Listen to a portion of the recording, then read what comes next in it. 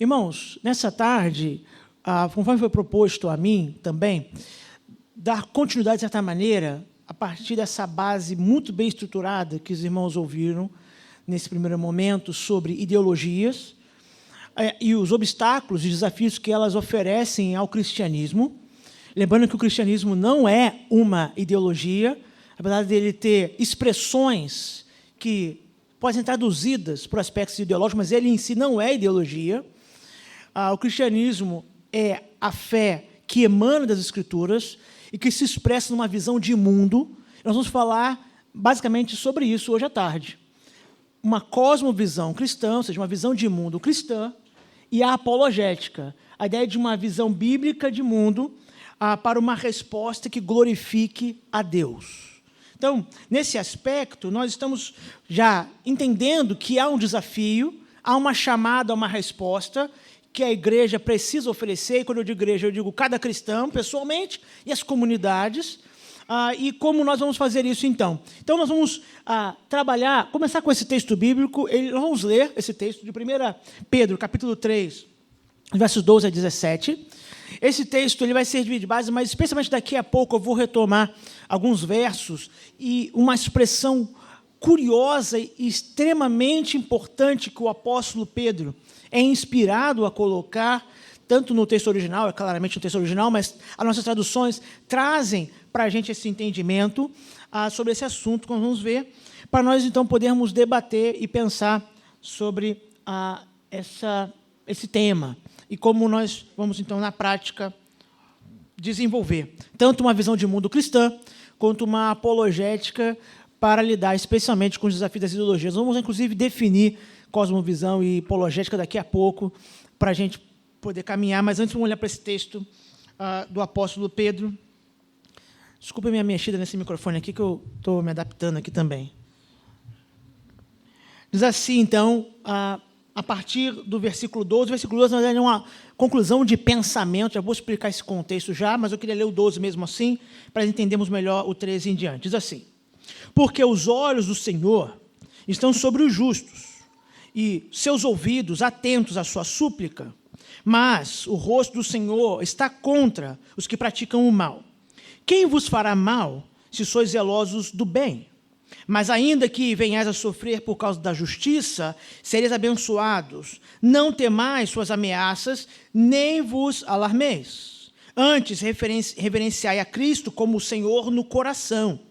Estais sempre preparados para responder a todo que vos pedir a razão da esperança que há em vós. Mas fazer isso com mansidão e temor, tendo boa consciência, para que os caluniam o vosso procedimento em Cristo, fiquem envergonhados naquilo de que falam mal de vós. Porque, se a vontade de Deus assim o decretar, é melhor que sofrais fazendo o bem do que o mal.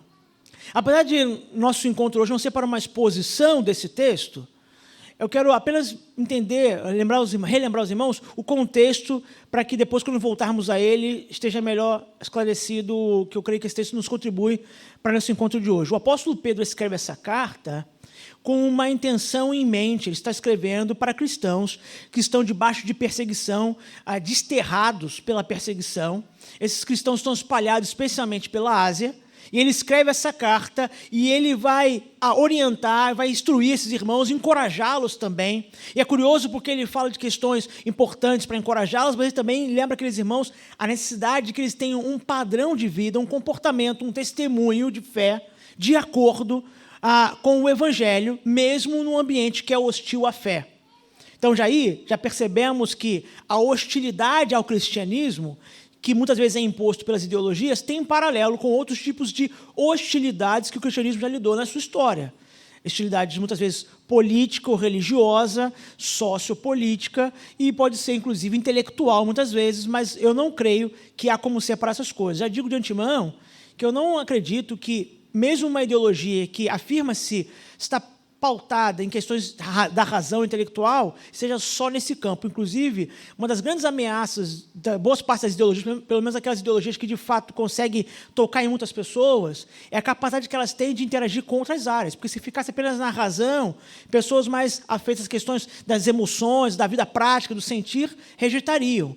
Mas as ideologias, por si só, tentam permear ou tocar nessas diferentes áreas. E na mente, ao coração, à vida prática e assim por diante. Então, o apóstolo Pedro escreve esse contexto. E é curioso que, nesse contexto, ele estava nos versos anteriores ao que nós lemos, chamando os cristãos, então, a um procedimento que, ao invés de copiar a maneira de viver desses lugares onde eles estavam indo morar, onde estavam desterrados, como exilados durante a perseguição, eles deveriam manter um procedimento do bem, a prática do bem, ao invés de absorver ou assimilar a prática do mal. Ele diz, por quê? Porque Deus está olhando, Deus está atento diante do que está acontecendo, nós somos chamados, então, a honrar ao Senhor com a nossa vida e não viver o mal, mas ele lembra aqueles irmãos, contudo, isso não vai garantir a vocês serem bem aceitos ou bem vistos, inclusive vai chegar ao ponto de dizer, para escândalo de boa parte do evangelicalismo do século XXI, se o Senhor desejar que nós soframos, é melhor que soframos por fazer o bem do que o mal. Essa não era uma expressão exclusiva do apóstolo Pedro. O apóstolo Paulo chega a dizer para os crentes de Filipos que eles tinham recebido a graça de padecer pelo nome do Senhor. Então, o sofrimento era visto como uma graça, um dom da parte de Deus, ou até uma execução da vontade do Senhor para a sua igreja, desde que fosse o sofrer ou padecer pelo bem, pelo evangelho, pelo nome do Senhor, e assim por diante. Então, esse texto já nos provoca, então, essa questão da hostilidade e nossa maneira de viver, pensar e praticar. Então, quando nós falamos de cosmovisão cristã e apologética, não estamos falando apenas de coisas da mente, no final eu pretendo chegar nesse ponto, mas que é a mente, é o coração e desemboca em vida e assim por diante. Bem, por que esse assunto é importante ou como nós vamos entender a importância dele para cada um de nós? Irmãos, muitos cristãos, sem perceber, absorvem uma cosmovisão, ou seja, uma maneira de enxergar o mundo, com elementos que são totalmente estranhos ao cristianismo. Isso, inclusive, permite, às vezes, esses cristãos, esses nossos irmãos, e a nós mesmos, nós vivemos com valores que contradizem a nossa fé. Então, na hora de tomar decisão, na hora de aplicar a prática, nós podemos ter decisões que, por outro lado, pareciam desconectas com o cristianismo. Mas como nós temos uma visão de mundo mesclada, que absorveu elementos de outras maneiras de enxergar o mundo que não a fé cristã, parece fazer sentido. Quando eu falo sobre isso em aula de apologética, eu lembro de um caso histórico. No Rio de Janeiro, uma comunidade do Rio de Janeiro, Zona Sul, eu não vou mencionar, não posso mencionar porque o exemplo é bom, né? O exemplo é bom, pode mencionar. O Morro do Santa Marta, como ele é conhecido. Lá tem uma congregação, hoje é a igreja, conduzido pelo pastor Valdeci, um homem de Deus. Há muitos anos atrás, o pastor Valdeci apareceu na JTV com a seguinte mensagem. A Light tinha ido até a igreja, a congregação funcionava assim. Um espaço embaixo, no primeiro andar, que fazia um trabalho projeto social com crianças. O segundo andar era a congregação, que no domingo tinha culto, EBD, e no terceiro andar uma espécie de casa pastoral para o pastor Valdeci morar lá. Então, era um prédio que é o prédio único. Essa congregação pertencia à Igreja Batista do Jardim Botânico, hoje ela é uma igreja. Ela foi lá, ela ganhou um prêmio da Light, e o prêmio foi uma geladeira. Por quê? Porque naquele ano, então não posso dizer depois disso, naquele ano, ela foi o único prédio em torno do Morro Santa Marta que pagou a conta de luz o ano inteiro. Quantos cristãos, irmãos, imaginam que moram no Morro Santa Marta? Quantas igrejas ou congregações, pontos de pregação, tem no Morro de Santa Marta? Mas só um prédio, uma localidade, pagou a conta de luz o ano inteiro. Uma curiosidade, talvez algum irmão não tenha conhecimento de vida de comunidade, seja no Rio, em Niterói ou em outro lugar. Em alguns desses lugares, para você pagar a conta de luz, a conta não chega. Você tem que ir até a Light. Agora tem acesso à internet, antigamente não tinha. Você tinha que ir até a Light e falar, eu quero pagar a minha conta. E eles emitiam, uma segunda vez você pagava. Agora tem a internet. Mas naquela época não existia isso, então tinha que ir. Para eles pagarem a conta de luz, eles foram no mínimo 12 vezes a Light naquele ano, uma vez a cada mês, para falar, eu quero a minha conta para pagar. E pegaram a conta. Por que tantos cristãos naquela comunidade, e poderia ser em outros lugares, os irmãos pesquisarem, vão descobrir que os lugares onde tem mais gato net, gato de energia elétrica, são condomínios de luxo, mais do que em comunidade, em termos de proporção das pessoas, é que os números absolutos na comunidade ficam maiores, mas em proporção está maior. Por que essas pessoas que são cristãos conseguem fazer isso? Perceba, eles não estão deliberadamente fazendo isso achando assim, não, eu sou um cristão falso, eu estou enganando. Não, são irmãos nossos. Porque parte da explicação, boa parte, é que a cosmovisão, a maneira de enxergar o mundo, está mesclada com valores que não são cristãos, mas que possibilitam confundir, de maneira que na hora de manobrar na vida prática, não tem problema fazer isso. Por quê? Porque dentro de coração, lá dentro das entranhas, tem um valor que dá a base para aquilo. Ou pelo menos não nega, ou não deixa aquilo como algo pecaminoso, algo nocivo. Dá uma justificativa viável. Há uma lealdade no coração que dá uma justificativa viável para aquilo. Então nós precisamos de entender como a fé cristã, que vai além de meros princípios para uma vida melhor, como a fé cristã, ela vai além de alguma coisa para afetar a nossa vida privada, de como ela nos toma por completo, e ela então se expressa em domínios da nossa vida, e inclusive a partir da nossa vida em comunidade, se expressa em outras áreas, como, por exemplo, no trabalho, nas ciências, nas artes, na cultura, na política, assim por diante. Mas para chegarmos nesse nível da esfera pública, nós temos que pensar no nível pessoal, comunitário e, então, esfera pública. A palavra de Deus, meus irmãos, ela é o poder restaurador para toda a realidade. Então, entender sobre cosmovisão pode nos ajudar a libertar o cristianismo desse cativeiro cultural. O reverendo Joel aqui pontuou porque esse cativeiro muitas vezes existe, um cativeiro onde o cristianismo se vê cercado de ideologias, muitas vezes, a ponto de ceder a algumas delas ou até a várias delas. Mas para libertar o cristianismo desse cativeiro, nós precisamos entender a nossa fé a partir da visão, uma visão biblicamente orientada do mundo. O Philip Johnson, não sei se eu apontei certo aqui. É para onde que aponta? Aqui para cá? Tem que apertar o power, né? Vamos ver aqui onde é que liga aqui agora. Não me pegou aqui. Vê se está ligado, irmão, me complicou. Achei que o irmão tinha deixado ligado para mim, que isso? Estava desligado. Poxa vida, não tem problema não. Ligou. Resolveu. É por isso que faltava. O Philip Johnson vai explicar a importância disso apenas para pontuar essa questão antes de nós avançarmos. Diria que compreender como são formadas as cosmovisões e como guiam ou limitam o pensamento é o passo essencial para entender tudo o mais. Compreender isso é algo como tentar ver o cristalino do próprio olho. Em geral, não vemos a nossa própria cosmovisão, mas vemos tudo olhando por ela.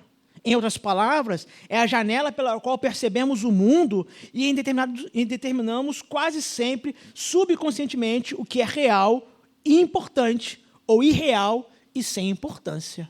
A maneira como eu vejo o mundo, como você vê o mundo, é uma lente que nós precisamos que seja uma lente cristã, biblicamente fundamentada e orientada, para que mesmo nós não enxerguemos as questões dessa lente, né? Uma boa lente é para ser invisível inicialmente, né? Um bom óculos, né? É para você ficar percebendo a armação ou pelo menos a lente o tempo inteiro, mas para que nós vejamos tudo por meio dela. Bem, mas o que é cosmovisão? E, inclusive, já falando sobre cosmovisão cristã.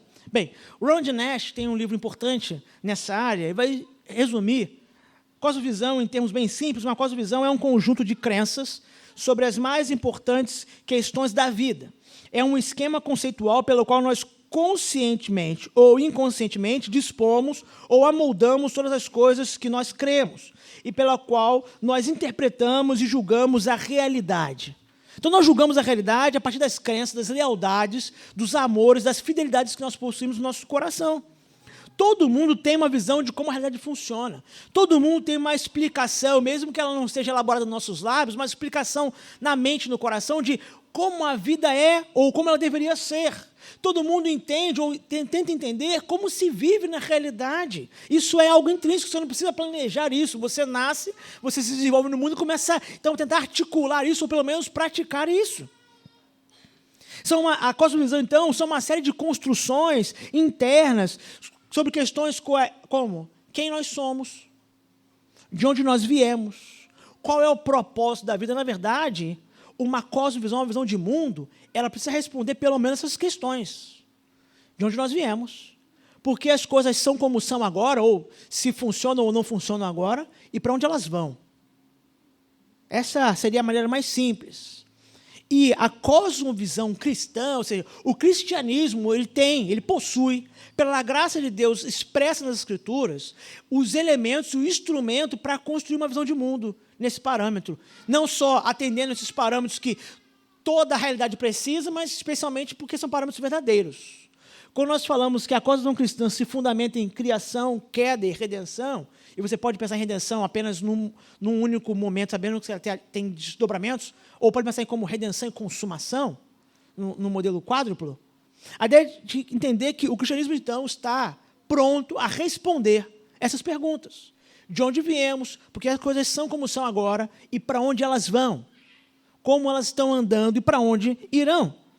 A fé cristã, então, ela precisa ser vista como tendo um caráter funcional. Está presente em todos os seres, que está apta a responder essas questões. Mas mesmo aqueles que não são cristãos, pautam a sua vida pela fé. Esse é um elemento por demais curioso. Talvez um dos grandes poderes sedutores de ideologias, boa parte delas, é porque elas se apropriam de valores religiosos, mesmo que elas se afirmam serem de origem agnóstica, ou que negam a existência de Deus, mas a linguagem é a linguagem religiosa. Uma curiosidade, se você for ler trabalho, foi muito bem pontuado aqui, pelo reverendo Joel, de Karl Marx, vai perceber que era uma linguagem religiosa, inclusive a ideia de redenção lá é uma linguagem apocalíptica. Ele tomou emprestado do Apocalipse, emprestado não, né? Usurpado, né? Do Apocalipse, a gente chama isso de capital emprestado que ele tomou. Que é a ideia de que a redenção do mundo, e a ideia de redenção, a ideia de resgate do mundo, é o dia da vingança. Só que ele não bota o que a Bíblia ensina, que é o dia da vingança do Senhor. É o dia da vingança. Só que é dia da vingança numa mentalidade como a dele, que é materialista histórica ou dialética histórica. O dia da vingança é o dia que os oprimidos, proletariado, liderados, isso é importante, liderados pelos intelectuais que os conduzem, se vingam, então, dos opressores e subvertem essa ordem. É o dia da vingança, que é uma paráfrase muito corrompida, é verdade, da linguagem, por exemplo, dos profetas do Antigo Testamento. O dia da visitação do Senhor, o dia do Senhor, o dia da vingança do Senhor. É uma paráfrase corrompida da esperança cristã, da escatologia que ouvimos hoje aqui. É uma tentativa de perverter a escatologia. Por isso que uma ideologia é tão forte, porque todas as pessoas são guiadas por fé. O seu vizinho, o seu colega, o seu parente que diz que, não, eu não creio nessas coisas, ele é guiado por fé. Porque nós fomos criados por Deus como indivíduos que têm fé como algo inerente, e a queda não destruiu isso. A queda mudou o ponto de referência, e aqui eu estou me apropriando de uma expressão criada, até onde eu sei, é criada pelo reverendo Davi Charles Gomes, que ele chama de teorreferência. A teorreferência é a ideia de que nós fomos criados como uma seta, tendo Deus como referência, o referencial de significado para a vida. Quando a queda aliena os seres humanos de Deus, as pessoas não pararam de ter fé, não pararam de crer. Apenas o referencial saiu de Deus e virou o que chamava de teorreferência negativa. Isso é encontrado num artigo da Fides Reformata, do CPAJ do Mackenzie, chamado Filosofando Corandeu. Está lá, teorreferência negativa.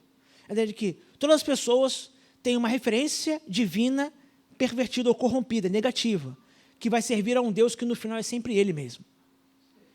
É uma filosofia a partir da revelação escriturística. Não é isso que nos dizem as narrativas do livro de Gênesis? Nossos primeiros pais foram corrompidos, não dizendo, sejam rebeldes, sejam obedientes, não, dizendo, sejam como Deus. Vocês não querem ser como Deus, não? Até a referência negativa, então, é a tentativa de apropriar-se disso. E quando nós pensamos esse aspecto, diferentes visões de mundo, então, sempre vão se apropriar desse aspecto da fé, dessa questão da necessidade de valores para explicar a vida, para absolutizar um aspecto apenas, tentar fazer com que ele explique toda a realidade. Alguns exemplos breves. Por exemplo, os marxistas vão definir que a ação do homem é sempre dirigida por circunstâncias econômicas. A escola freudiana, por exemplo, vai atribuir o comportamento sempre a instintos sexuais reprimidos. Por exemplo, naquele ensaio O Mau Estado da Civilização, do Freud, você vê isso lá. Essa é a tese dele lá expressa. Os behavioristas, ou seja, os cientistas comportamentais, vão ver os seres humanos apenas como dentro de uma estrutura estímulo e resposta. Cada um desses, eu poderia continuar enumerando exemplos, está tentando pegar um aspecto da vida humana e a necessidade de explicar o mundo, e uma questão de fé, de confiança, e com esse aspecto explicar o todo. Quando eu converso com meus filhos sobre isso, eu brinco com eles, que eu falo, imagina que você pegasse uma foto 3x4. Eles não sabem nem o que é foto 3x4, né? Eu tenho que mostrar na minha carteira de motorista. Isso aqui é foto 3x4, né? Antigamente você tinha que ir num lugar tirar, né? Você saía com ela. Agora eu não sei nem mais como é que faz, se eu quiser uma. Falei, pega a foto 3x4 no computador, ao invés de você revelar ou imprimir no computador, e tenta transformar essa foto num banner. Um banner para essa parede aqui. Quando você for esticando, você vai perceber que aquela imagem que antes estava nítida, agora ela está distorcida. Ela vai, sim, ocupar o espaço inteiro da parede, porque eu vou chegar nessa dimensão, mas ela vai estar tão pixelada, tão quebrada, tão estranha, que talvez você nem reconheça quem é a pessoa que está na foto 3x4. É exatamente isso que todas as visões do mundo fazem quando eu tento explicar a vida das pessoas, a minha vida e a sua, por um aspecto. Elas pegam uma foto 3x4 e vão esticando, tentando encobrir o mundo inteiro com ela, a ponto de distorcer totalmente todas as coisas. Você nem consegue muito bem reconhecer do que mais se está falando muitas vezes. Isso resulta em coisas bem estranhas. Só que a vida não funciona assim. Você pega para explicar a vida por questão econômica, por questão comportamental apenas, mas você esbarra logo com questões que não se encaixam. Por exemplo, digamos que alguém tivesse uma visão de mundo naturalista evolucionista, que vai dizer que o mundo veio a partir do nada, de forma espontânea, acidental, que nós somos meros acidentes cósmicos no universo, poeira, ajuntada e reunida para formar eu e você. Mas essa pessoa que pensa isso, fala isso com orgulho na internet, para as pessoas do trabalho, dizer, por isso que eu não creio em nada, não creio em Deus, porque nós somos acidentes cósmicos e tal. Essa pessoa tem um filho. Aí esse filho vai para a escola. Não sei como é que são as escolas aqui em Itaboraí, mas em Mesquita, né, às vezes na escola tem briga, né? E aí o filho desse camarada leva um soco na escola. Ele chega em casa. Ele fala, pai, levei um soco na escola hoje. Se o pai dele fosse ser fiel à visão de mundo dele, o que ele teria que dizer? Meu filho, deixa eu te explicar o que Darwin descobriu. A sobrevivência dos mais fortes, ela é crucial para a manutenção de uma espécie. Lamento dizer, você não é o mais forte. Ou, filho, baseado no estudo de Darwin, o que você precisa fazer amanhã é chegar na escola e matar essa pessoa, para provar a sua superioridade física que preservará a espécie humana. Mas não é isso que ele diz. Ele diz, isso é inadmissível. Isso está errado. Eu amanhã vou entrar naquela escola, eu vou falar com a diretora e ela vai ter que me ouvir que isso está errado, isso fere a dignidade da vida humana. De onde ele pegou esse aspecto de dignidade da vida humana? Eu te respondo, do cristianismo. É capital emprestado, que forma a visão de mundo dele. Só que, quando alguém que não é um cristão faz isso, nós observamos dessa maneira caricata, ou observaríamos se estivéssemos atentos, o problema é que nós fazemos isso também. Nós, como cristãos, em vez de nos portarmos a partir dos nossos valores como cristãos, às vezes tomamos decisões, ações e vivemos em áreas da nossa vida como não cristãos, não necessariamente por falsidade, pode até ser, mas em muitos lugares por uma incoerência na nossa visão do mundo. A nossa lente está com o ângulo errado, o grau errado, está distorcida, a gente não percebe, olha o mundo por meio dela e interpreta erradamente. Mas a Bíblia nos ensina que nós moldamos a nossa vida por meio do Deus ao qual nós adoramos, e a Bíblia nos chama a adoração ao Deus único e verdadeiro e moldar a nossa vida por Ele. O Tim Keller, no livro chamado Deuses Falsos, um bom livro, inclusive para estudos, até em grupos pequenos é possível usá-lo, porque ele não é um livro tão denso assim. Ele fala sobre isso, mostrando, por exemplo, como dinheiro, poder, o sexo pode se tornar divindades, deuses guiando a nossa vida, porque eles nos atraem, eles falam a elementos importantes da própria existência humana, que de fato Deus estabeleceu, mas eles subvertem, eles corrompem, eles se tornam deuses, então alguém passa a ser guiados por eles. E ele escreveu isso, pautado talvez numa das cidades que mais expressa isso no mundo, Nova York, do início do século XXI. Alguma coisa, meus irmãos, sempre vai ocupar o lugar de Deus no coração humano. Seja ele o dinheiro, seja ele a fama, seja ele o status, porque no final essas coisas serão ídolos subsidiários para o Deus eu. Então há um desafio diante das ideologias que faz necessário que nós treinemos todos os cristãos a nós mesmos, especialmente os mais novos, que ainda talvez não tenham esse amadurecimento, para que desenvolvamos uma cosmovisão cristã e uma apologética cristã. Então entramos na questão da defesa da fé. A defesa da fé cristã contra ideologias. Antes, qual é o objetivo de desenvolver uma cosmovisão? É um compromisso de submissão a Deus. Vamos poder ler esse versículo de Lucas 10, a primeira parte, que está na tela? Amarás ao Senhor teu Deus de todo o teu coração, e de toda a tua alma, e de todas as tuas forças, e de todo o teu entendimento. Desenvolver uma cosmovisão cristã não é só desenvolver um aspecto intelectual, não é só lançar mão de alguns versículos quando eles parecem ser úteis aos nossos argumentos, é um exercício de submissão a Deus em todas as áreas da vida, para que então possamos ser, de fato, conduzidos pela vontade do Senhor. A fé cristã e a sua defesa são um tema importante nesse desdobramento desse aspecto que nós estamos observando aqui nessa tarde de forma panorâmica. A apologética nada mais é do que a defesa da fé, no caso da apologética cristã. Defesa da fé cristã vem da palavra apologia, que é de defender. Inclusive, ela aparece na linguagem coloquial brasileira, ou coloquial usual brasileira, né? Quando fulano fez apologia ao crime, né? Com a sua música, por exemplo, se é que é música, né? Mas isso é outro debate para outra conferência, né?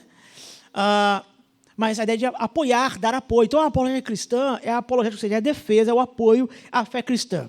E a questão é, por que ela é importante? Bem, o cristianismo sempre teve que lidar, meus irmãos, com hostilidades. Apenas para pontuar, apesar de elas não eram tão fortemente ligadas a questões intelectuais, mas nossos irmãos do passado também tiveram que defender-se de acusações falsas. Por exemplo, ainda na igreja antiga, nossos irmãos eram acusados de ateísmo, porque eles não participavam do culto do imperador, não ofereciam incenso, não tinham um monte de divindades palpáveis. Como vocês podem ter um Deus invisível? Isso é coisa de ateu.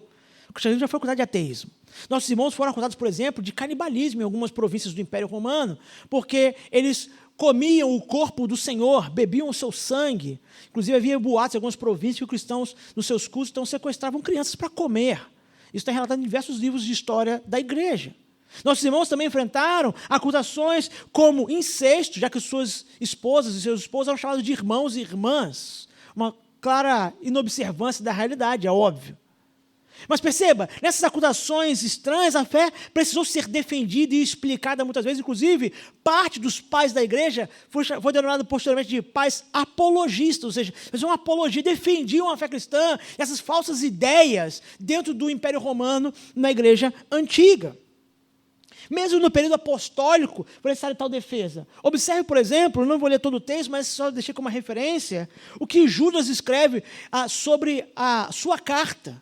A intenção de Judas é explicar alguns elementos da fé, mas ele diz que ele se sente impulsionado, constrangido, praticamente obrigado a promover, a chamar aqueles irmãos a uma defesa da fé evangélica, é a expressão que ele usa, defesa da fé, diante de ataques e corrupções que acontecem ali. Fé aqui não é fé no sentido salvífico, é fé como o sistema de doutrinas, o ensino dos apóstolos.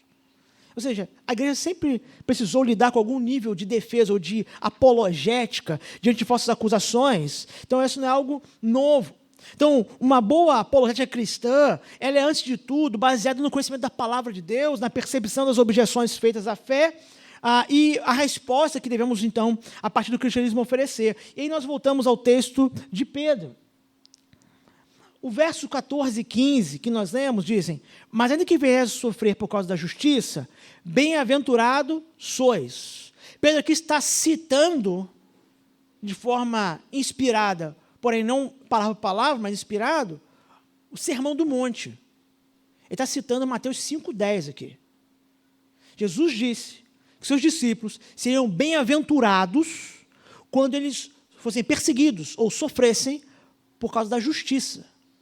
Pedro está aplicando o ensino do Senhor, do Sermão do Monte, para a necessidade da igreja do seu tempo, que ele agora está tentando orientar por meio de carta. Essa epístola tem esse objetivo. E aí ele continua: não vos amedronteis, portanto, com suas ameaças, nem fiqueis alarmados. Também está repetindo o ensino do Senhor. Não tema aqueles que podem matar o corpo, mas tema aquele que pode matar o corpo e destruir ou condenar a alma. Ele está repetindo o ensino do Senhor. E ele continua. Agora vem a parte de aplicação para aqueles irmãos e para nós no foco hoje. Antes, santificai a Cristo como Senhor em vosso coração, estando sempre preparados para responder a todo aquele que vos pedir a razão da esperança que há em vós. Aqueles cristãos, na Ásia Menor, alguns já morando em lugares por causa da perseguição, outros ainda debaixo de perseguição, deveriam, então, estar prontos, começando por ter Cristo como Senhor do coração, e prontos, aptos a responder, a fazer uma apologia da fé cristã a partir da esperança que essa fé produz. A apologética, então, é a defesa da fé cristã para cumprir esse ensino das Escrituras, e eu cito esse verso, mas vou citar alguns outros, mas tem muitos outros, de respondermos, sim, a algumas questões desse mundo, a algumas objeções e até ataques que ele oferece, seja por ideologias ligadas a mais aspectos intelectuais, seja por questionamentos práticos, e essa resposta é dada porque Cristo é Senhor do coração, e devemos estar preparados para tal. O que não é apologética? Isso aqui é muito importante, especialmente aqueles que são nativos digitais. Apologética, meus irmãos, não é ficar ganhando debate ou discutindo na internet. Às vezes tem parte da apologética que se expressa na internet, mas a apologética não é isso.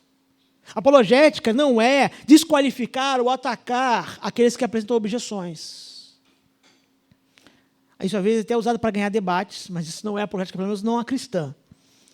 A apologética cristã também não deveria ser diluir a fé cristã de maneira que ela torne aceitável à medida que removemos aquilo que pode causar algum tipo de ofensa. Isso não é defender a fé cristã, isso é corrompê-la. Então, a apologética cristã não é isso. Mas algumas definições, só duas definições. A primeira delas é baseada no texto. 1 Pedro 3, 14 e 15. John Frame, no seu livro Apologética Cristã, está trazendo essa definição baseada no ensino de Pedro, no versículo 15 especialmente. Ele vai dizer, poderemos definir, ou seja, definir a apologética como a disciplina que ensina os cristãos a dar uma razão para a sua esperança. Qual é a sua esperança? E agora, por que razão você tem essa esperança? Qual é a razão? Qual é a base dessa esperança? Já o Van Til vai dizer que a apologética é a vindicação, ou a defesa, em certo sentido, da filosofia de vida cristã, em contraste com várias formas de filosofia de vida não cristãs. Então, à medida que nós somos confrontados com maneiras de viver não cristãs, e nós somos chamados a uma resposta, nós vindicamos, nós defendemos a maneira de viver cristã, a visão de mundo cristã, ou a filosofia de mundo cristã, nesses casos são expressões sinônimas, ao expressar, revelar, defender e viver de acordo com o cristianismo. O objetivo, então, de uma boa apologética cristã, da defesa da fé cristã, não é vencer disputas ou humilhar opositores do cristianismo, mas sim ajudar a abrir os olhos desses para a relevância e confiabilidade do cristianismo. Inicialmente, pelo menos. Até o Alistair McGrath fala sobre isso, e ele faz um alerta quando nós defendemos a fé cristã, inclusive de ideologias. Não deve haver incompatibilidade ou contradição entre a mensagem proclamada e o tom de proclamação do mensageiro. O evangelho só deve causar dificuldades por sua natureza e conteúdo intrínsecos, não pela maneira em que é anunciado. A fé cristã e a defesa dessa mesma fé não devem acrescentar dificuldades além daquelas que o evangelho já traz ao homem pecador, que é a necessidade de arrependimento. De maneira que o veículo deve condizer com o conteúdo. A boa apologética cristã deve ser, eu sei que isso é a obviedade, né? Está baseada no cristianismo, no ensino do evangelho, da graça de Deus em toda a sua palavra. E não deve ser mero meio de conquista, de respeitabilidade ou de ganhar debates. Então, até aqui o que nós observamos é o seguinte: existe algo em todo ser humano que faz enxergar a vida. Nós definimos isso rapidamente como visão de mundo. O cristão é chamado a ter uma visão de mundo a partir da estrutura, da própria narrativa das Escrituras. Ou seja, o mundo é o que a Bíblia diz que ele é, a partir da criação, da queda e da redenção, e, em termos de redenção, até a esperança da consumação. Contudo, quando nós saímos para viver fora da conferência, fora do domingo, nós saímos para o mundo onde há choques. E essas visões de mundo estão em choque o tempo inteiro. Pode ser um choque institucional, pode ser um choque por massa, pode ser um choque numa conversa, num debate com um colega de trabalho. E nós precisamos, então, como cristãos, entender como, então, desenvolver uma visão de mundo cristã, biblicamente orientada, para que façamos uma defesa correta da fé diante desses ataques, e, em especial hoje, pensamos nas ideologias que nos cercam. Mas há uma questão a ser levantada aqui. Alguém poderia perguntar, e já foi perguntado isso, será que a fé cristã precisa de defesa? Por exemplo, Karl Barth acreditava que a fé cristã não deveria ser defendida. Ele acreditava que o exercício da apologética atrapalhava a pregação do evangelho, gerando religiosos e não convertidos. Essa era a convicção de Karl Barth, concordando ou discordando dele, um dos teólogos mais importantes e influentes do século XX. Ele dizia, a apologética ela presta um desserviço à pregação, porque ela convence pessoas que não estarão prontas ou estarão com dificuldade para se converter. É verdade que há um perigo, sim. Há um perigo de incentivarmos pessoas a serem apenas convencidas pelos nossos argumentos. É verdade. Mas será que essa ameaça ou esse risco ele é suficiente para nós deixarmos, então, de defender a fé cristã no mundo que a cerca e na nossa vida cotidiana? Bem, Calvino tem a expressão, frase famosa, né, sobre o cachorro que late para defender o seu dono. Então, nós não poderíamos, ou deveríamos, segundo o teólogo de Genebra, ficarmos indolentes ou indiferentes àqueles que atacam o nosso Senhor. Spurgeon chega a dizer que a Bíblia não precisa de defesa no sentido de que ela seja fraca ou frágil, mas que ela, como um leão, se deixando fora da jaula, devora tudo mais. É nesse aspecto que eu creio que a apologética cristã deve ser desenvolvida. Nós realizamos a defesa da fé cristã, meus irmãos, não porque a fé cristã seja frágil ou fraca e padeça do nosso apoio, da nossa defesa, não, de forma alguma. Não. Nós vemos isso como uma oportunidade de mostrar a riqueza, a beleza, a profundidade, o poder da fé cristã, expondo a sua abrangência, a sua coerência e a sua relevância para a vida. Porque, na verdade, a nossa defesa da fé cristã parte de uma base de que nada explica a realidade como ela de fato é, se não for a fé cristã. Alguém quer saber por que o mundo é como ele é hoje? Nada explica tão bem isso, meus irmãos, do que a Bíblia ensina sobre criação e queda. Nada explica tão bem o mundo. O mundo onde há beleza, mas há destruição. Até entre os mais perversos pode ser expresso bondade, e até entre os conhecidos mais santos existe imoralidade. Criação e queda. E nada traz esperança para o mundo como o ensino bíblico sobre redenção. Nenhuma expectativa de esperança é tão poderosa quanto essa, porque só essa é verdadeira. É por isso que o Frame se apropria tanto dessa expressão de Pedro para falar sobre apologética. Porque ele acredita que, à medida que nós defendemos a razão da esperança, nós anunciamos a mesma esperança e mostramos a sua veracidade, firmeza e a sua prática. Alguns desafios estão ao nosso tempo, e graças a Deus que o reverendo Joel já mostrou todos esses desafios aqui, mas a pós-modernidade muitas vezes é vista como esse ambiente hostil à fé cristã, e eu quero pontuar que nós não devemos enxergar a pós-modernidade necessariamente como um ente negativo, né? Então, às vezes você pode pensar assim, não, tudo está errado, então, pastor, é por causa da pós-modernidade, né? Parece que antes não estava tudo certo, o cristianismo então nadava de braçada, sem nenhuma oposição, sem nenhuma dificuldade, sem ser corrompido por nada, sem ser... Não, não é verdade isso. Toda a apologética, toda a defesa da fé cristã, meus irmãos, sempre ocorre dentro de um ambiente, de um contexto cultural específico, e esse ambiente cultural sempre dá desafios. Seja na Idade Média, onde o desafio maior é uma assimilação e corrupção, tanto pelo poder estatal, tanto por superstições de outros povos. Seja nossos irmãos do primeiro século, lá na igreja, que estão lidando com tensões como o que é ser um cristão, o que é ser um judeu, o que é ser um cristão para quem não é judeu. Por exemplo, Atos capítulo 15. Sempre a defesa da fé, a verdade do cristianismo é dentro de um ambiente que traz desafios próprios. A pós-modernidade é apenas mais um desses ambientes que traz alguns desafios que talvez nós não estejamos preparados para lidar. Eu botei algo aqui, ainda bem que o reverendo falou antes, que aí eu agora sei que eu estou certo. A pós-modernidade ela não é necessariamente um antimodernismo, mas muitas vezes ela é um hipermodernismo.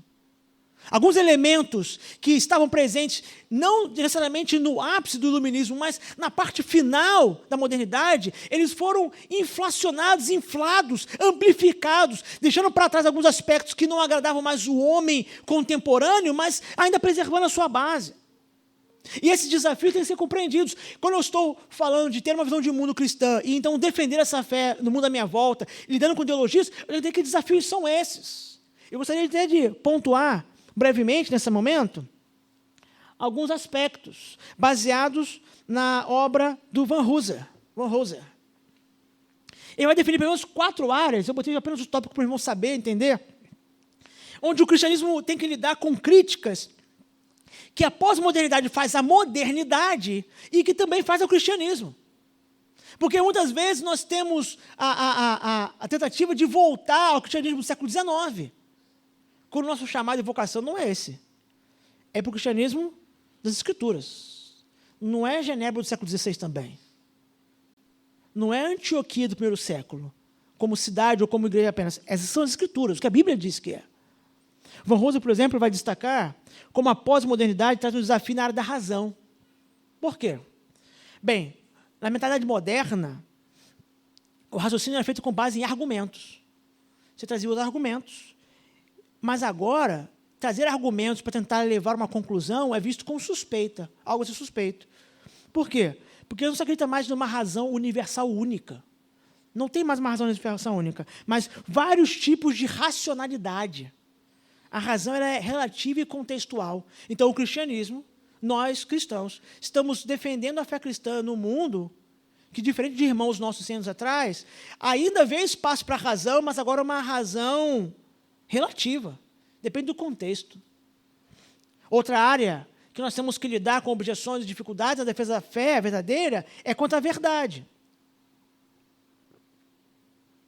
O espírito de época pós-moderna, por assim dizer, desconfia da verdade, no sentido absoluto. Perceberam ou entenderam que a verdade absoluta é uma maneira de pessoas que são poderosas poderem manter sob controle os oprimidos. Esse espírito de época pós-moderna, ele já é filho de uma ideologia, de uma leitura de mundo, que se espalha, e muitas vezes ele é tão, está tão fixo na nossa realidade, que ele parece ser a verdade. A gente às vezes chama de cultura algumas coisas, mas a gente esquece que cultura é mais do que o tipo de música que uma nação escuta, o tipo de comida que se come. Cultura é mais ou menos o seguinte, não sei se algum irmão que tem aquário em casa. Tem aquário? Alguém tem aquário? É porque se tivesse aquário, eu ia falar para você fazer uma pergunta para o seu peixe lá. Perguntar para o seu peixe se ele sabe o que é ser seco. Ele não sabe o que é ser seco. Porque ele está envolvido pela água do aquário. Então, a água do aquário é todo tipo de vida que ele conhece. De maneira que, além, obviamente, se ele ficar fora da água, devido aos aspectos biológicos, ele não pode permanecer vivo por muito tempo, mas ele só sabe viver dessa maneira também. A nossa cultura, o ambiente que nos cerca, é a água do nosso aquário, muitas vezes. Nós não sabemos viver de outra maneira. É muito difícil ter olhos e pessoas capazes de perceber isso. Então, quando nós falamos de coisas como a verdade, no ambiente cristão não é incomum pessoas dizerem assim, mas, pastor, não tem a verdade, né? Não? Como não? É porque varia de pessoa para pessoa, não é isso?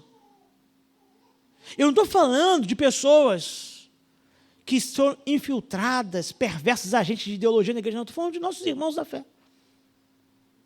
Gente que vai falar, pastor, verdade é um negócio que muda, não é? Porque eu tenho a minha verdade e você tem a sua, não é assim que funciona? Porque esse é o ar que respira. Essa é a água do aquário. Van Hooser percebe que isso é uma exacerbação dentro da pós-modernidade. Desculpa. Depois, o outro aspecto é a história. Eu estou pontuando apenas alguns nesse momento da nossa fala. Diferente dos pensadores antigos, os modernos e pós-modernos, especialmente, eles não acreditam mais em padrões universais de história que podem ser contados. Inclusive, já desemboca no próximo, no último, que é o eu, ou a identidade, a ideia do self. Porque não existe mais uma forma verdadeira de contar a própria história. Então, encontrar uma identidade não é mais eu tenho a minha identidade, eu sei quem eu sou, não.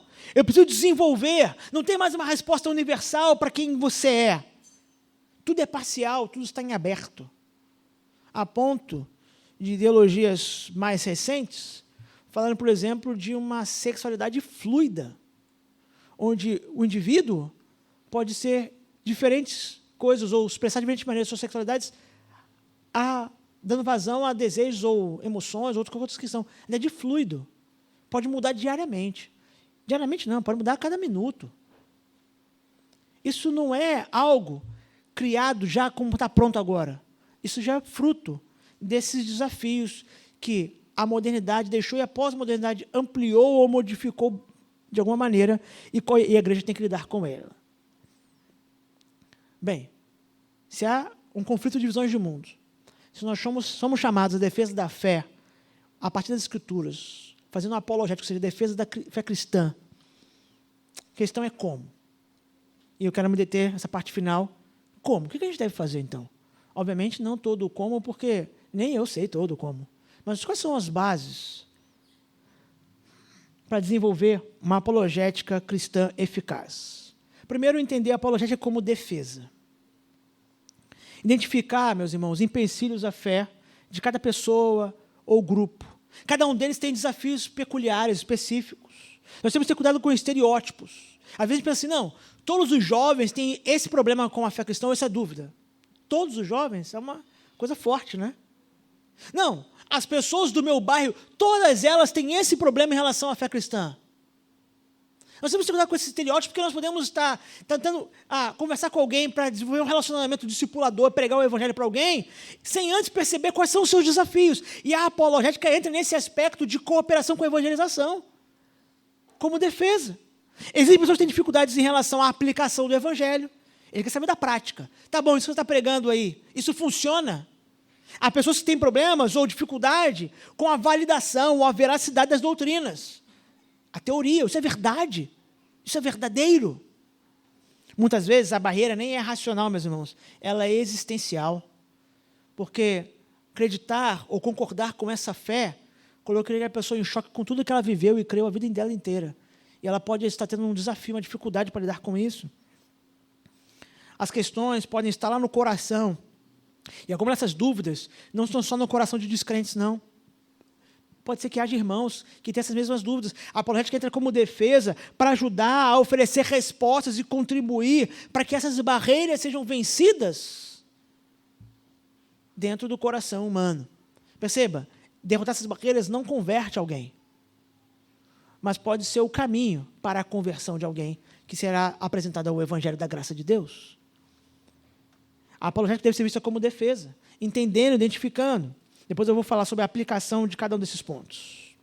A apologética deve ser vista também como aquela que promove apreciação, tornar possível que a verdade e a aplicabilidade da fé cristã sejam apreciadas pelas pessoas. Mostrar a beleza do cristianismo, à medida que nós mostramos como ele compreende toda a realidade, como ele é capaz de explicar, não só de forma racional, mas muito mais do que isso. Nós temos, inclusive, que ter muito cuidado para não resumir o evangelho a critérios racionais. Não, os argumentos racionais eles têm limites para mostrar a beleza do cristianismo. E muitas vezes o homem pós-moderno, guardando devido proporções de estereótipos, mas ele não está tão preocupado em conferir a veracidade das coisas, mas a sua aplicabilidade. É por isso que em tantas áreas, inclusive nas igrejas, há sempre um desafio com o pragmatismo. Meus irmãos, ser prático ou pragmático nesse sentido não é necessariamente ruim, né? Você quer que as coisas funcionem, não é verdade? Você está lá na sua casa, a torneira está vazando, ser pragmático vai ser melhor do que ser teórico ali. Por quê? Você quer que a torneira pare de vazar. Óbvio, talvez a sua solução pragmática não agrade a sua esposa, né? Que vai ser algum tipo de pano remendando, né? Ou um durepox, né? Que ela fala, não, durepox não, porque eu queria uma solução que fosse bonita. Ah, tá. Eu achei que o problema era só o vazamento, né? Tem um problema além do vazamento, que é a beleza, a estética resultante, né? Do meu trabalho. Mas perceba, a maioria das pessoas está preocupada com a aplicabilidade das coisas. Olha, isso que você está falando é muito bonito, mas quando eu sair amanhã para trabalhar, quando eu tiver que lidar com meu filho que tem problemas sérios, quando eu tiver com o meu casamento, isso aí se aplica. Então, talvez boa parte do nosso esforço apologético seja não só na defesa, mas mostrar a beleza, causar apreciação, mostrar às pessoas como o cristianismo, a fé cristã verdadeira que vem das Escrituras, ela é aplicável à vida, porque ela é verdadeira.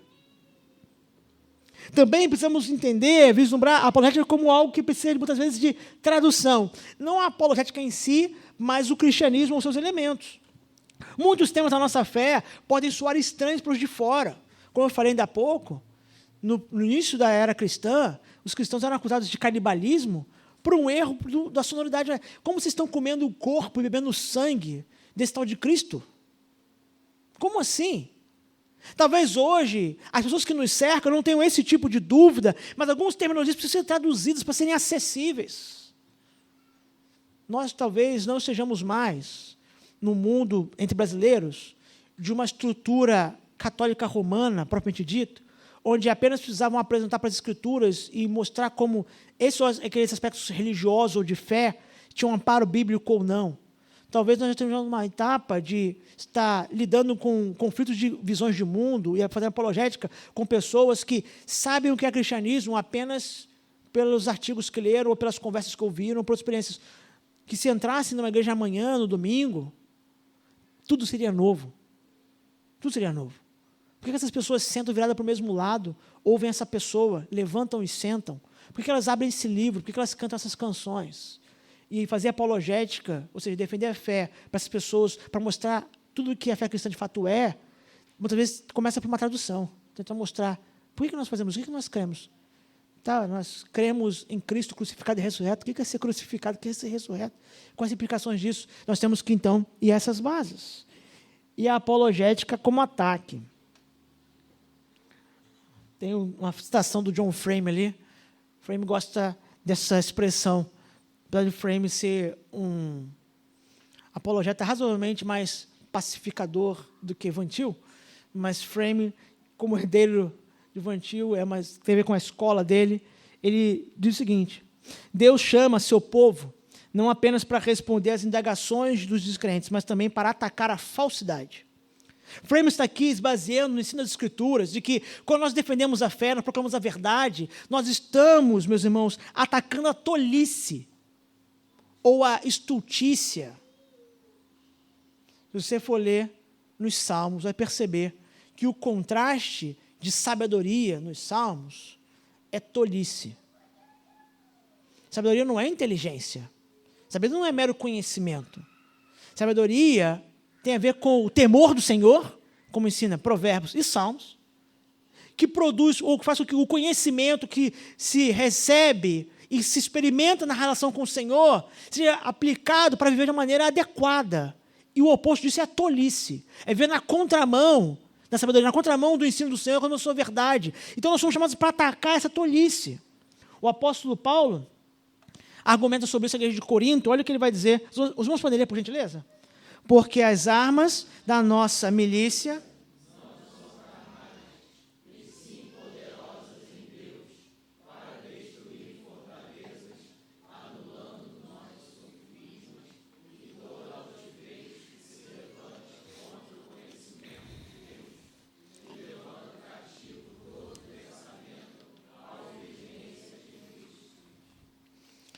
atacamos a tolice com armas que não são armas carnais, mas com a verdade de Deus. Para quê? Para libertar aqueles que estão cativos em suas mentes. O que vai libertar do cativeiro verdadeiro e definitivo é o Evangelho. Mas para que ele penetre, muitas vezes é da vontade do Senhor que nós possamos articular a fé cristã de maneira que objeções e barreiras sejam, então, questionadas ou colocadas em dúvidas. Tem uma citação aqui dessa relação entre apologética e evangelização. A do McGrath, que é a evangelização é como oferecer pão a alguém, e a apologética consistiria em convencer a pessoa de que há pão e de que ele é saboroso. E o Blaise Pascal vai dizer que nós devemos fazer com que as pessoas boas queiram que a fé cristã seja verdadeira para depois lhes mostrar que ela é, que de fato ela é. Ele não está falando de pessoas boas no sentido teológico, mas pessoas que dizem que viver de forma correta e adequada deveriam ser confrontadas com a verdade de que só tem uma maneira. Viver de forma correta é na fé e confiança no Filho de Deus, em submissão a Ele. Só tem essa maneira. E então, a aplicação nesses 6 aspectos aqui para concluir nos meus minutos finais. Como fazer? Primeiro, meus irmãos, tem que entender a fé. Nós precisamos conhecer a fé cristã, conhecer a palavra de Deus, literalmente. Esse é um grande desafio, meus irmãos. Eu digo isso com tristeza, porque eu também faço parte dessa geração. Mas eu acredito que a nossa geração talvez seja, na história do cristianismo, uma das de menor conhecimento bíblico que já existiu. Possivelmente, uma das com menor conhecimento que já existiu, sendo que é uma das que tem maiores recursos. Quando nós estudamos a história da igreja, nós não estamos falando de homens perfeitos nem mulheres perfeitas, mas aqueles homens, meus irmãos, à luz de vela, conheciam as Escrituras, liam as Escrituras e ensinavam as Escrituras. Nós precisamos conhecer. Não tem como eu ter uma visão de mundo bíblica sem a Bíblia. Não tem como eu defender a fé cristã sem a fé cristã ser conhecida. Eu preciso conhecer, internalizá-la, para que então eu possa explicá-la. Isso em termos bem práticos. Bem simples, porém necessários à vida cristã como um todo e nessa área também. Segundo, para eu defender a fé cristã diante das ideologias e questionamentos desse mundo, eu preciso entender com que público eu estou lidando. Entender o público. Eu trago aqui um exemplo de 3 momentos do livro de Atos. Por exemplo, Atos capítulo 2, Pedro está explicando o evangelho, ou seja, a fé cristã, para um público de judeus. Eles estão lá em Jerusalém devido à festa de Pentecostes. Pedro começa do Antigo Testamento, as promessas, a lei, inclusive explicando o que está acontecendo ali é o cumprimento de uma promessa de Joel. Quando o apóstolo Paulo, em Atos 17, está em Atenas, Paulo não lança a mão dos artifícios. Paulo não fala sobre Moisés, Joel, a lei. Como é que Paulo começa o discurso lá? O mundo criado, tudo que existe, tem um Criador. O público lá de Atenas não conhecia a lei e Moisés, mas ninguém pode dizer que não conhece o mundo criado, que não experimenta a realidade. Paulo foi a base da realidade. Mas é interessante perceber, não necessariamente num discurso apologético, mas num discurso, quando Paulo está diante da autoridade dos romanos, a partir do capítulo 23 de Atos, Paulo não usa os mesmos argumentos ou bases de defesa da fé que ele usou em Atenas. O ambiente agora é um ambiente jurídico, e Paulo lança mão das estruturas do público que ele está entendendo. Agora não é mais um público geral de Atenas, de curiosos sobre a última filosofia ou religião, agora é um público jurídico. E Paulo se defende tão bem que ele chega a constranger o profissional de acusação que estava ali. Entendeu o público? Só defendendo a fé cristã para um colega de trabalho, por que ele tem dificuldade com o cristianismo? Minha pequena experiência mesmo me diz que a maioria das pessoas, a dificuldade não é com o cristianismo em si, apesar de todo homem e mulher, por causa do pecado, rebelar-se e resistir ao Senhor, desde Adão e Eva que assim o fizeram, mas a maioria das pessoas, o problema é justamente esse. Não é que o cristianismo para eles não faça sentido, seja confuso, não é só isso, não é muito mais do que isso. É a questão que está lá em Romanos capítulo 1. Trocar a verdade de Deus pela injustiça traz consequências. E as pessoas são confrontadas com isso quando a gente tem feito a fé cristã. Eu tenho que entender meu público. Talvez esteja lidando com alguém que já experimentou algum tipo de cristianismo que era falso. Talvez esteja lidando com uma pessoa que nunca viu nada. Quem é essa pessoa para quem eu estou defendendo a fé? Ela defende essa ideologia dela. É óbvio que eu posso conhecer essa ideologia para poder rebatê-la. Mas eu preciso conhecer a minha fé e conhecer essa pessoa, para que eu possa entender quais são as suas objeções. Para que então eu possa comunicar com clareza, traduzir essa linguagem. Quem é essa pessoa? Quem é que defende essa ideologia? É o meu professor da faculdade? É meu colega? É meu amigo? É meu familiar? De onde que ele está partindo? Quais são as bases? Para que eu possa ajudá-lo a comunicar com clareza. Para que eu possa, então, encontrar um ponto de contato. Esse ponto de contato é, muitas vezes, explorar ou observar aspectos que já conquistaram aquele indivíduo, que já percebeu. Pode ser evidências da natureza, ou pode ser questões da própria vida dele, que mostra que ele já percebeu que tem alguma coisa que ele não tem como explicar com a visão de mundo dele.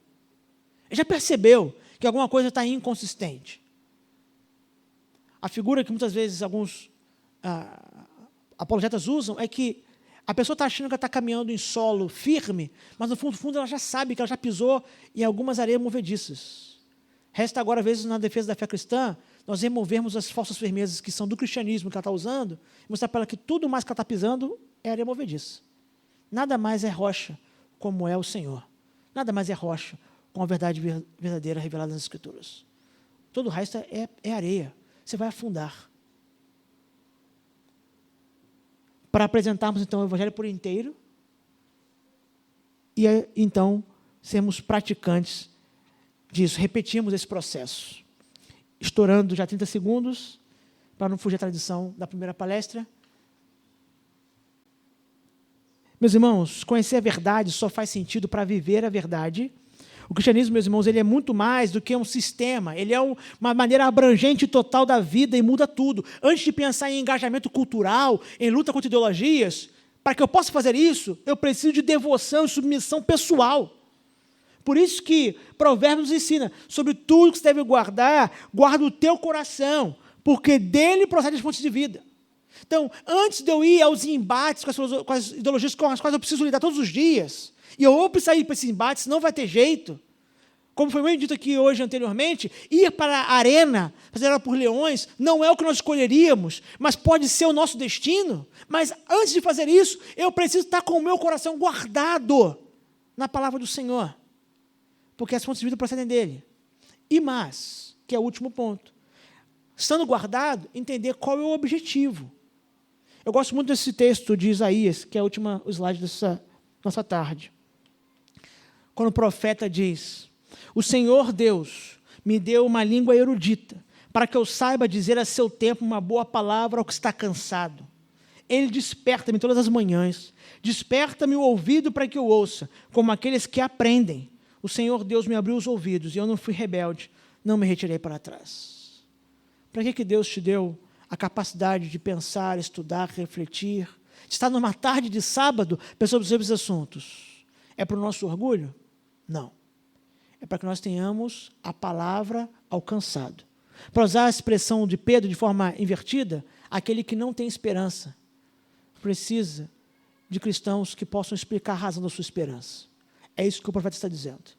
O Senhor Deus nos capacitou com conhecimento, para que esse conhecimento resulte em palavras que tragam esperança, desmistificando e atacando as tolices do coração humano, da sua mente distante de Deus, e apresentando a verdade, para que o Senhor faça aquilo que só Ele pode fazer, que é remover o último obstáculo, o obstáculo do coração, e então transformar essas pessoas. Nós precisamos, sim, desenvolver uma visão de mundo cristã, para fazer uma defesa da fé cristã, visando com o objetivo glorificar a Deus, à medida que o Senhor, por nosso intermédio, possa agir naqueles que estão à nossa volta e com quem o Senhor nos colocou para caminhar. O missionário, o apologeta que Deus colocou lá na sua empresa é você. Na sua família é você, na sua rua é você. Então você precisa buscar o Senhor, conhecê-lo. É a partir desse conhecimento, estar preparado e pronto para explicar a razão da sua esperança. Vamos orar?